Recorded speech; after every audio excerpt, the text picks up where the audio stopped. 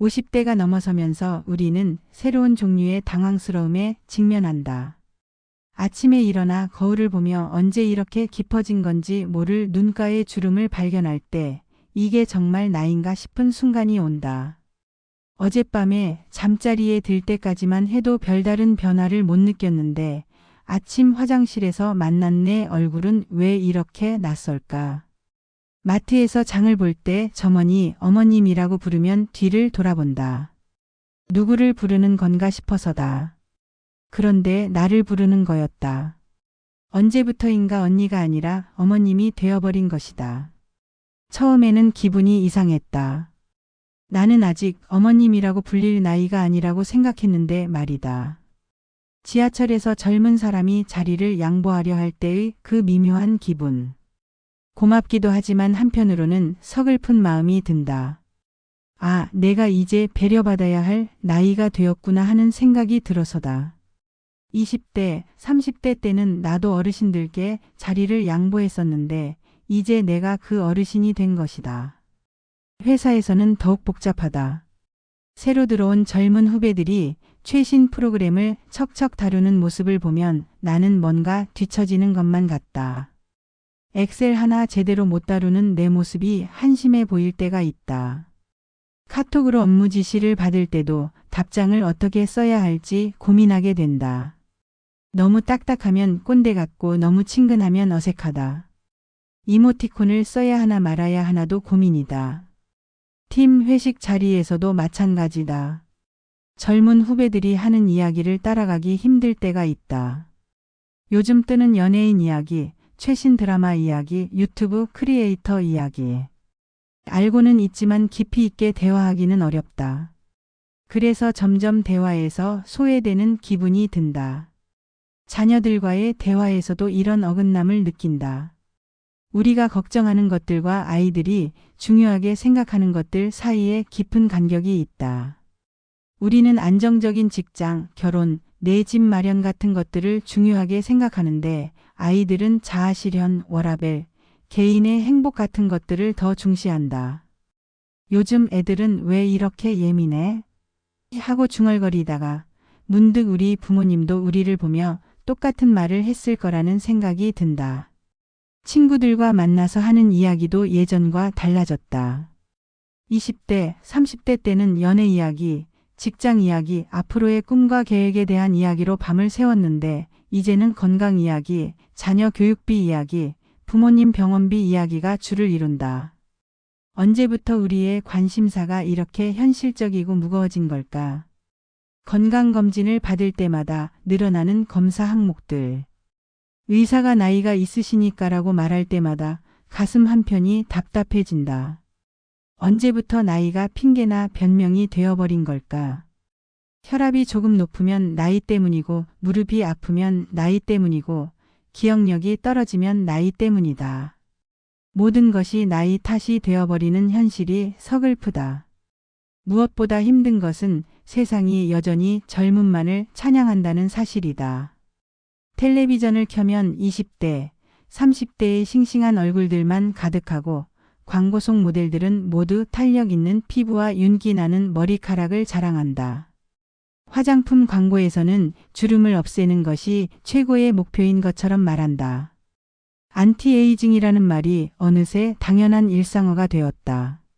나이 드는 것을 막아야 할 적으로 취급하는 세상에서 우리는 점점 더 움츠러들게 된다. 나이 든 모습 그대로는 인정받을 수 없다는 메시지를 계속 받고 있는 것이다. 쇼핑몰에 가면 더욱 실감한다. 옷가게마다 젊은 모델들의 사진이 걸려있고 나이에 맞는 옷을 찾기가 어렵다. 너무 젊어 보이는 옷을 입으면 어색하고 너무 나이 들어 보이는 옷을 입으면 초라해 보인다.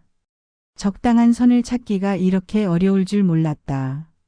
미용실에서도 마찬가지다. 젊어 보이게 해달라고 말하는 내 자신이 초라해 보일 때가 있다. 왜 젊어 보여야만 아름다운 걸까?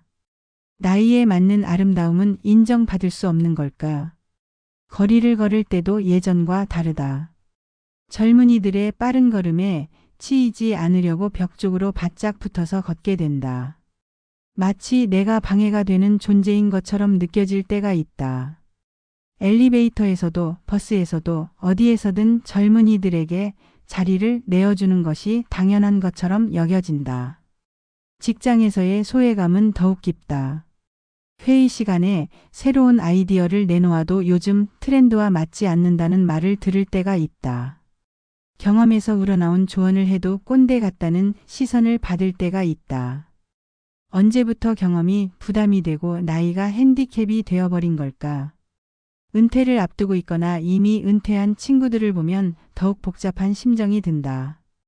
평생 일만 하며 살아온 사람들이 갑자기 할 일이 없어지면서 겪는 혼란을 보면서 내 미래가 걱정되기도 한다.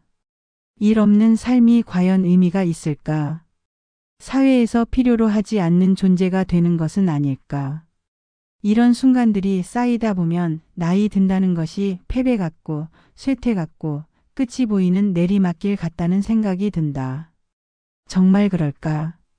나이 든다는 것이 단순히 늙어간다는 뜻일까? 우리가 지금까지 살아온 세월들이 정말 무의미한 것일까? 젊은 시절을 그리워하는 마음도 자꾸 생긴다. 20대의 탱탱한 피부, 30대의 무한한 체력, 40대의 왕성한 의욕.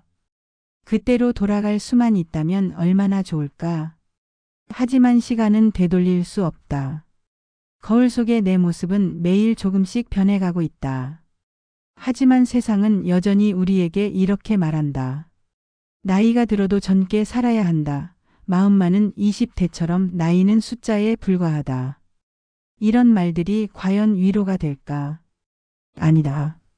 오히려 더 초라하게 만들 뿐이다. 나이 든 모습 그대로는 인정받을 수 없다는 메시지를 주기 때문이다. 이런 말들을 들을 때마다 더욱 위축된다. 젊음을 흉내내야만 가치 있는 존재가 될 수 있다는 것일까? 나이에 맞는 자연스러운 모습으로는 사랑받을 수 없다는 것일까? 정말 그런 걸까? 우리에게 필요한 것은 젊음의 모방이 아니다. 나이 듦에 대한 전혀 새로운 시각이다. 그리고 그 시각은 멀리서 찾을 필요가 없다. 인류 역사상 가장 위대한 현자들이 이미 우리에게 답을 제시해 놓았기 때문이다. 살아보니 안다. 나이가 든다는 것은 단순히 늙어가는 것이 아니라 전혀 다른 차원의 성숙함으로 나아가는 과정이라는 것을. 마치 과일이 익어가듯 와인이 숙성되어 가듯 우리도 시간을 통해 깊어지고 있는 것이다. 하지만 이런 깨달음에 도달하기까지는 많은 혼란과 저항이 있었다. 왜 우리는 나이 든다는 것을 이토록 부정적으로 받아들이게 되었을까? 그리고 정말로 나이 든다는 것에는 아무런 가치가 없는 걸까? 오늘 우리는 이 질문에 대한 답을 찾아보려 한다. 동서양의 현자들이 나이 듦에 대해 어떤 지혜를 남겼는지, 그리고 그 지혜가 오늘 우리의 삶에 어떤 의미를 줄 수 있는지 함께 살펴보자. 2500년 전 공자는 자신의 일생을 이렇게 정리했다.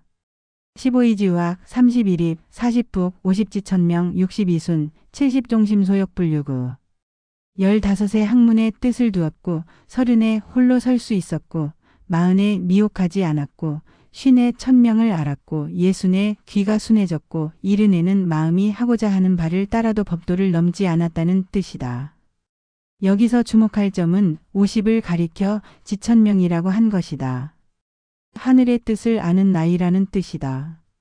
단순히 늙어가는 나이가 아니라 깨달음에 도달하는 나이라고 본 것이다.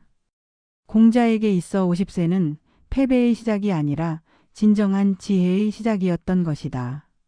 공자는 젊은 시절의 혈기왕성함이나 체력을 그리워하지 않았다. 오히려 나이가 들면서 얻게 되는 깊이 있는 이해와 통찰력을 더 소중하게 여겼다. 그에게 있어 나이 듦은 완성을 향한 과정이었다. 노자 역시 비슷한 관점을 보여준다. 그는 상선약수라고 했다. 가장 선한 것은 물과 같다는 뜻이다. 물은 모든 것을 다투지 않고 낮은 곳으로 흘러간다. 그러면서도 모든 생명을 살리고 모든 것을 포용한다. 이것이 바로 나이 들수록 도달해야 할 경지라고 노자는 말했다. 젊었을 때는 높은 곳을 향해 치열하게 경쟁한다. 남보다 더 높이 올라가려고 하고 더 많이 가지려고 하고 더 인정받으려고 한다. 하지만 나이가 들면서 우리는 점차 물의 지혜를 깨닫게 된다. 굳이 앞서려 하지 않아도 되고 굳이 남과 다투지 않아도 된다는 것을. 그럼에도 불구하고 우리는 여전히 가치 있는 존재라는 것을 말이다. 장자는 더 나아가 소유의 경지를 말했다. 아무런 구속 없이 자유롭게 논의는 경지를 뜻한다. 젊었을 때는 온갖 욕망과 집착에 얽매여 산다. 성공해야 한다는 강박, 인정받아야 한다는 조급함, 남보다 뒤처지면 안 된다는 불안감. 이런 것들이 우리를 올가맨다. 하지만 나이가 들면서 이런 굴레에서 조금씩 벗어날 수 있다. 이것이 바로 장자가 말한 진정한 자유의 시작이다. 서양의 현자들도 마찬가지였다. 로마의 정치가이자 철학자였던 키게로는 노년론이라는 책에서 늙음에 대한 당시 사람들의 편견을 조목조목 반박했다. 사람들은 말한다. 늙으면 일할 수 없다고. 키게로는 답했다. 아니다. 다른 종류의 더 가치 있는 일을 하게 된다고. 젊었을 때는 몸으로 하는 일이 주였다면 나이 들어서는 지혜와 경험으로 하는 일이 주가 된다는 것이다. 사람들은 말한다. 늙으면 기억력이 떨어진다고. 키게로는 답했다. 중요하지 않은 것을 잊어버리는 것일 뿐 정말 중요한 것은 오히려 더 선명하게 기억한다고. 젊었을 때는 모든 것이 중요해 보여서 기억이 혼란스럽지만 나이 들면 진짜 중요한 것과 그렇지 않은 것을 구분할 수 있게 된다는 것이다. 사람들은 말한다. 늙으면 즐거움이 없다고. 키게로는 답했다. 감각적 즐거움은 줄어들지만 정신적 즐거움은 오히려 늘어난다고. 젊었을 때의 거칠고 격렬한 즐거움과는 다른 깊고 지속적인 만족감을 얻을 수 있다는 것이다. 키게로는 자신의 노년을 인생의 완성이라고 불렀다. 젊음이라는 재료로 평생에 걸쳐 만들어온 작품이 드디어 완성되는 시기라고 본 것이다. 그리스의 철학자 세네카도 비슷한 관점을 보여준다. 그는 인생의 짧음에 대하여라는 글에서 이렇게 말했다. 인생이 짧은 것이 아니라 우리가 인생을 낭비하는 것이다. 진정으로 사는 법을 아는 사람에게 인생은 충분히 길다. 세네카에게 있어 나이 들면 지혜의 축적 과정이었다. 매년, 매월, 매일을 통해 우리는 조금씩 더 현명해진다. 실수를 통해 배우고 실패를 통해 성장하고 경험을 통해 깨달음을 얻는다. 이런 과정을 거쳐 마침내 진정으로 사는 법을 알게 되는 것이다. 동양의 지혜와 서양의 철학이 이렇게 만나는 지점이 있다. 바로 나이 들물 쇠퇴가 아닌 완성으로, 끝이 아닌 새로운 시작으로 보는 관점이다. 일본의 와비사비 철학도 같은 맥락에서 이해할 수 있다. 와비사비는 불완전하고 더섭는 것에서 오히려 완전함을 발견하는 미학이다. 새것에 번쩍거리는 아름다움보다는 세월을 견뎌온 것들이 가지는 깊이 있는 아름다움을 추구한다. 일본 사람들은 오래된 나무에서 새싹이 돋는 모습을 보며 감동한다. 바위 틈에서 자라는 이끼의 소박한 아름다움에 마음을 뺏긴다. 세월의 흔적이 묻어있는 도자기의 은은한 색깔에서 완벽한 미를 발견한다. 이것이 바로 와비사비의 정신이다. 이런 관점에서 보면 우리의 나이 듦도 다르게 보인다. 주름이 생긴 얼굴, 휘어진 머리카락, 굽어진 허리. 이런 것들이 추함의 증거가 아니라 삶의 증거가 된다. 세월을 견뎌온 용기의 증거가 되는 것이다. 서양의 현대 심리학에서도 비슷한 관점을 찾을 수 있다. 칼 융은 인생의 정오라는 개념을 제시했다.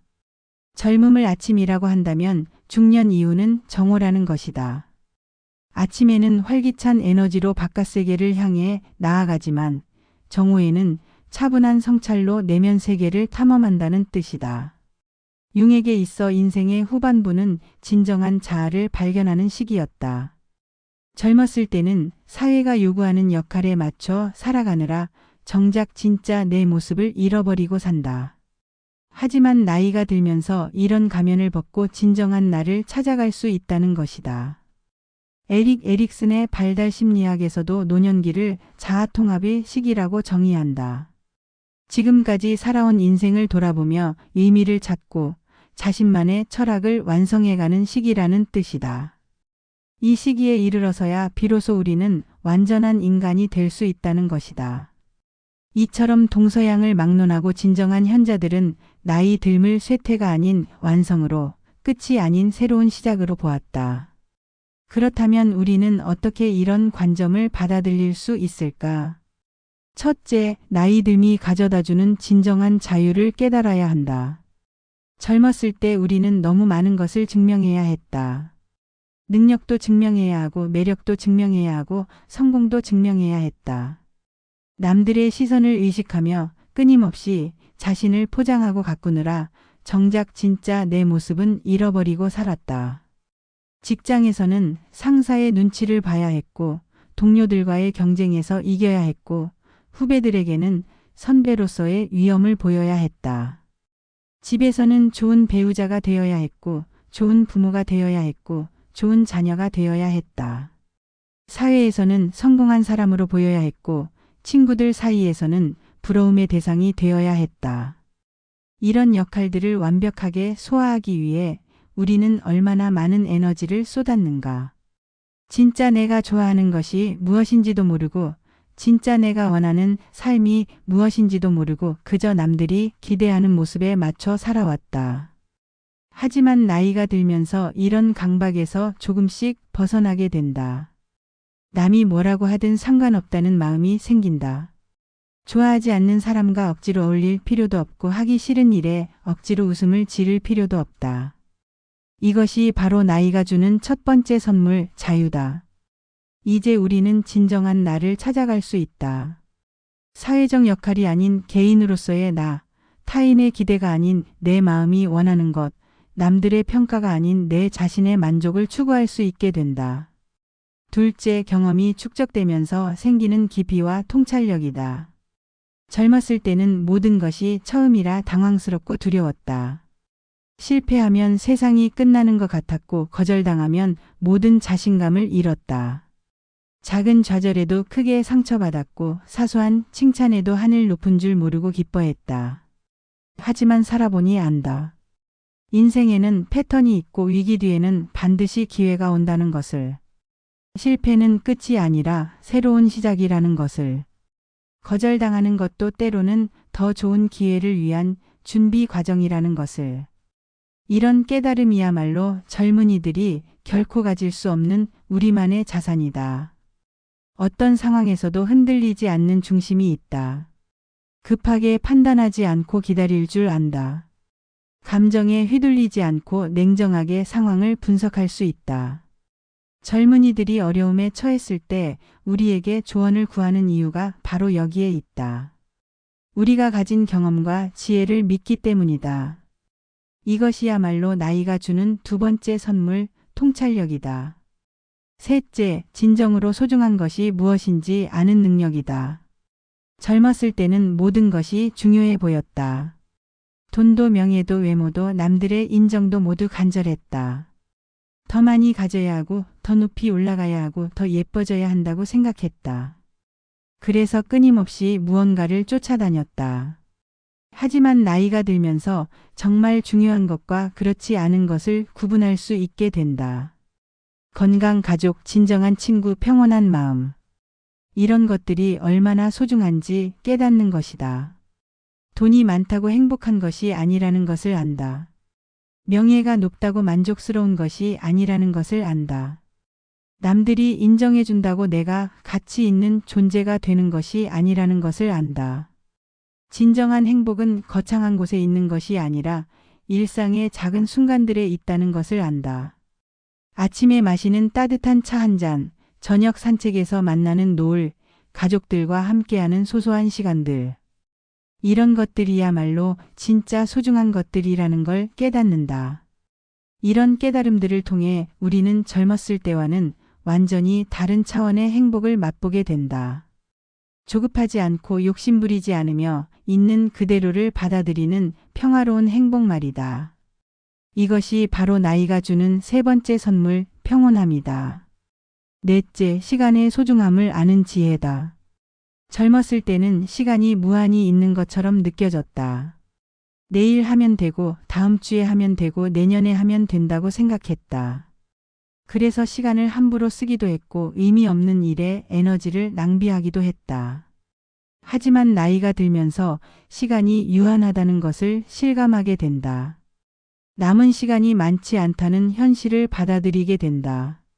그러면서 시간을 더욱 소중하게 여기게 되고 정말 의미 있는 일에만 시간을 쓰려고 노력하게 된다. 이것은 부정적인 깨달음이 아니다.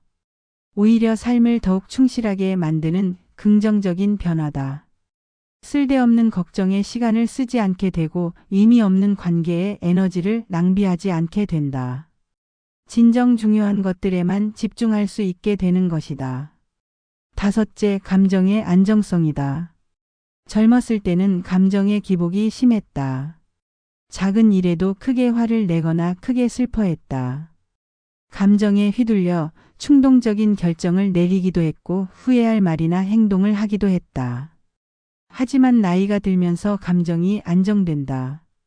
화가 나는 일이 있어도 잠시 참고 생각해 볼 수 있게 된다. 슬픈 일이 있어도 이것도 지나갈 것이라는 여유를 가질 수 있게 된다. 이런 감정적 안정성이야말로 나이가 주는 큰 선물 중 하나다. 여섯째, 진정한 관계의 소중함을 아는 능력이다. 젊었을 때는 많은 사람들과 관계를 맺으려고 했다. 인맥이 넓을수록 좋다고 생각했고 유명한 사람들과 아는 사이가 되고 싶어 했다. 피상적인 관계라도 많으면 좋다고 여겼다. 하지만 나이가 들면서 관계의 질이 중요하다는 것을 깨닫는다. 수십 명이 아는 사람보다 한두 명의 진정한 친구가 더 소중하다는 것을 안다. 서로를 있는 그대로 받아들이고 진심으로 이해하고 필요할 때 의지할 수 있는 관계의 가치를 아는 것이다. 이런 모든 깨달음들이 합쳐져서 우리는 젊었을 때와는 전혀 다른 존재가 된다. 더 지혜롭고 더 평온하고 더 자유로운 존재가 되는 것이다.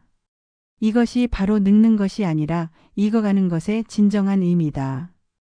그렇다면 구체적으로 우리는 어떻게 살아야 할까? 이런 지혜들을 일상생활에서 어떻게 적용할 수 있을까?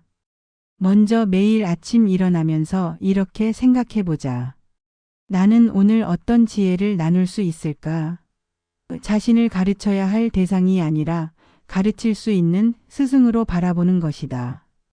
수십 년의 경험을 통해 쌓아온 지혜가 누군가에게는 큰 도움이 될 수 있다는 사실을 인정하는 것이다. 가족들과의 관계에서도 이런 관점을 적용해보자. 자녀들이 어른이 되었다고 해서 우리의 역할이 끝난 것은 아니다. 이제는 부모에서 인생 선배로, 보호자에서 조언자로 역할이 바뀐 것뿐이다. 강요하거나 간섭하지 않으면서도 필요할 때는 지혜로운 조언을 해줄 수 있는 존재가 되는 것이다. 직장에서의 관계도 마찬가지다. 젊은 후배들과 경쟁하려고 하지 말자. 그들이 가진 새로운 에너지와 아이디어를 인정하면서도 우리가 가진 경험과 판단력을 나누어 주는 것이다. 서로 다른 세대가 가진 장점을 인정하고 배우려는 자세를 가져보자. 친구들과의 만남에서도 변화를 시도해보자. 건강 이야기, 자녀 걱정만 하지 말고 새로운 관심사나 취미에 대해서도 이야기해보자. 과거에 대한 그리움만 늘어놓지 말고 앞으로의 계획이나 꿈에 대해서도 대화해보자.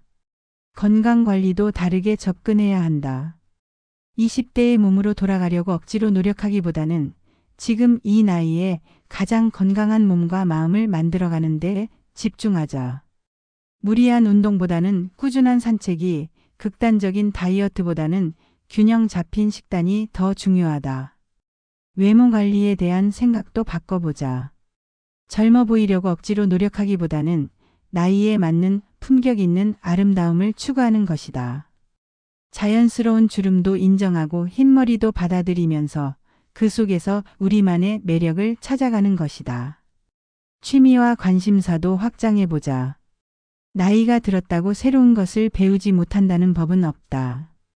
오히려 경제적 부담이 줄어든 지금이야말로 진정하고 싶었던 일들을 시작할 절호의 기회다. 그림을 그려도 좋고 악기를 배워도 좋고 새로운 언어에 도전해도 좋다. 요리를 배워도 좋고 글쓰기를 시작해도 좋고 원예를 해봐도 좋다. 독서의 폭도 넓혀보자. 젊었을 때는 실용서나 자기계발서만 읽었다면 이제는 철학서, 역사서, 문학작품 등도 읽어보자. 인생의 깊이를 더해줄 수 있는 책들을 통해 내면을 더욱 풍성하게 만들어가는 것이다. 여행도 다른 방식으로 해보자. 젊었을 때는 많은 곳을 빠르게 돌아다니는 관광 위주의 여행을 했다면 이제는 한 곳에서 충분한 시간을 보내며 그 지역의 문화와 사람들을 깊이 있게 이해하는 여행을 해보자. 봉사활동도 고려해보자. 지금까지 쌓아온 경험과 지식을 사회에 환원하는 것이다.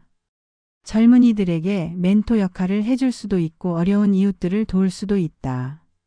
이런 활동을 통해 우리 자신도 새로운 보람과 의미를 찾을 수 있다. 무엇보다 중요한 것은 자신만의 철학을 갖는 것이다. 남들이 어떻게 생각하든 상관없이 내가 어떤 사람인지, 무엇을 중요하게 생각하는지, 어떻게 살고 싶은지에 대한 명확한 기준을 세우는 것이다. 이런 철학이 있으면 어떤 상황에서도 흔들리지 않는 중심을 가질 수 있다. 매일 저녁 하루를 돌아보는 시간을 가져보자. 오늘 하루 어떤 좋은 일이 있었는지, 어떤 감사할 일이 있었는지, 어떤 배움이 있었는지 되새겨보는 것이다. 작은 것에도 감사할 줄 아는 마음을 기르는 것이다. 명상이나 기도의 시간도 가져보자. 마음을 평온하게 하고 내면을 들여다보는 시간을 갖는 것이다. 복잡한 생각들을 정리하고 진정 중요한 것이 무엇인지 깨달을 수 있는 시간을 만드는 것이다. 일기를 써보는 것도 좋다. 하루하루의 경험과 생각들을 기록하면서 자신을 더 깊이 이해할 수 있다. 시간이 지나서 다시 읽어보면 자신의 성장과 변화를 확인할 수도 있다. 가족들과의 대화 시간도 늘려보자. 바쁘다는 핑계로 미루어왔던 깊이 있는 대화를 나누어 보는 것이다. 서로의 생각과 감정을 솔직하게 나누고 더욱 깊은 유대감을 만들어가는 것이다. 그리고 무엇보다 기억하자. 우리는 늙어가는 것이 아니라 익어가고 있다는 것을. 포도가 포도주가 되기까지는 시간이 필요하고 치즈가 그 깊은 맛을 내기까지는 숙성의 과정이 필요하다. 나무가 단단해지기까지는 수많은 계절을 견뎌야 하고 보석이 그 광채를 발하기까지는 오랜 세월의 압력이 필요하다. 우리도 마찬가지다. 시간을 통해 우리는 더 깊어지고 더 풍성해지고 더 가치 있는 존재가 되어가고 있는 것이다. 젊은 시절의 화려함과는 다른 성숙함의 아름다움을 가지게 되는 것이다. 젊음은 아름답다. 하지만 성숙함도 아름답다. 서로 다른 종류의 아름다움일 뿐이다. 봄꽃의 화려함과 가을 단풍의 깊이가 다르듯 젊음의 생생함과 노년의 여유로움은 각각의 매력이 있다. 우리는 인생의 가을을 살아가고 있다. 단풍이 가장 아름다울 때처럼 우리도 지금이 가장 아름다운 시기일 수 있다. 다만 그 아름다움을 알아보는 눈이 필요할 뿐이다. 세상은 여전히 젊음만을 찬양할지도 모른다. 하지만 우리는 안다. 진정한 가치는 나이에 있는 것이 아니라 삶의 깊이에 있다는 것을. 진정한 아름다움은 외모에 있는 것이 아니라 내면의 성숙함에 있다는 것을. 우리가 지금까지 살아온 세월들, 그 속에서 겪은 기쁨과 슬픔, 성공과 실패, 만남과 이별. 이 모든 것들이 우리를 지금의 우리로 만들어 주었다. 이 모든 경험들이 우리의 보물이다. 나이 든다는 것, 그것은 축복이다. 오랫동안 살면서 쌓아온 모든 경험과 지혜, 그리고 그 과정에서 얻은 평온함과 자유로움이야말로 젊은이들이 가질 수 없는 우리만의 보물이다. 그러니 당당하자. 우리는 늙어가는 것이 아니라 완성되어 가고 있는 것이다. 익어가고 있는 것이다. 그리고 가장 맛있는 과일이 되기까지 우리에게는 아직 시간이 있다. 젊음을 그리워하지 말자. 과거에 머물러 있지 말자. 지금 이 순간, 바로 여기에서 우리는 가장 완전한 우리 자신이 될 수 있다. 나이에 맞는 자연스러운 아름다움, 경험에서 우러나는 깊이 있는 지혜, 세월이 주는 여유로운 평온함. 이 모든 것들이 우리의 것이다. 세상이 뭐라고 하든 상관없다. 우리는 우리의 가치를 안다. 우리는 우리의 아름다움을 안다. 우리는 우리가 얼마나 소중한 존재인지 안다. 나이 듦의 진정한 의미는 바로 여기에 있다. 늙는 것이 아니라 익어가는 것, 쇠퇴하는 것이 아니라 완성되어 가는 것, 끝나는 것이 아니라 새롭게 시작되는 것. 우리는 지금 인생의 가장 아름다운 계절을 살아가고 있다. 그 사실을 기억하며 당당하고 자신 있게 그리고 감사한 마음으로 매일을 살아가자. 우리의 인생은 아직 끝나지 않았다. 아니, 지금부터가 진정한 시작이다.